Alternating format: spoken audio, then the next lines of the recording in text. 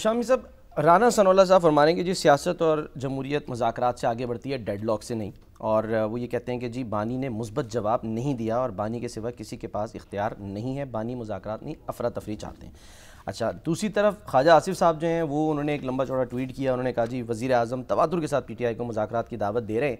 اللہ کرے مثبت اور نتیجہ خیز مذاکرات ہو سکے، لیکن پی ٹی آئی کے لیڈر کے سیاسی ڈی این اے میں مذاکرات کی گنجائش نہیں ہے۔ عمران خان نے ساری زندگی اپنے ذاتی مفاد پر اول و آخر فوکس کیا ہے، مذاکرات کچھ لو اور کچھ دو کی بنیاد پر کیے جاتے ہیں۔ عمران خان کوئی اصول پرست شخص نہیں ہے، 200% مفاد پرست شخص ہے، اول اور آخر اپنے ذاتی مفاد کا سوچتا ہے، وہ ذاتی منفعت کے لیے اصول اور انسانی رشتے سب رون سکتا ہے۔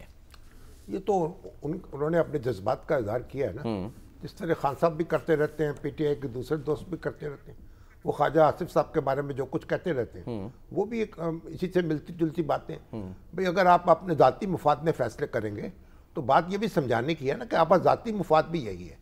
قومی مفاد بھی یہی ہے، ذاتی مفاد بھی یہی ہے، صحیح کہ آپ بات چیت کے ذریعے سے اور راستہ آگے بنائیں، اپنی سیاسی عمل کو کشادہ کریں۔ تو اس میں میرا خیال ہے کوئی اب اس کو فضا کو آلودہ کرنے کی ضرورت نہیں ہے، نہ تانے دینے کی ضرورت ہے۔ آگے اب یہ جو اگر ان کی بات مان لی جائے وہ ڈائیلاگ کمیٹی والوں کی، اور وزیر اعظم جو ہیں وہ توجہ دیں اور یہ کچھ تھوڑی سی ریلیف کریں، کوئی دروازہ کھولیں زندہ کا، اسی طریقے سے کھولیں، اور تاکہ یہ لوگ جو ہیں وہ آ کے اپنا کردار ادا کر سکیں۔ اور اس میں تو آپ دیکھیے، اب آپ جو کچھ بھی کہتے رہیں اور جو کچھ بھی کرتے رہیں،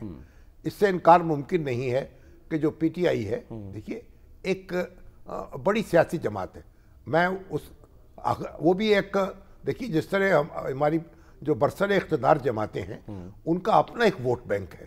ٹھیک ہے، اس سے بھی آپ انکار نہیں کر سکتے، ان کی اپنی اہمیت ہے، اور اس طرح سے پی ٹی آئی کی اپنی اہمیت ہے۔ لیکن پی ٹی آئی انکار کرتی ہے نا، وہ انکار کرنے، وہ اس کا انکار کر دیں، وہ اس کا انکار کر دیں، اس سے کوئی فرق نہیں پڑتا، حقیقت اپنی جگہ موجود ہے۔ اور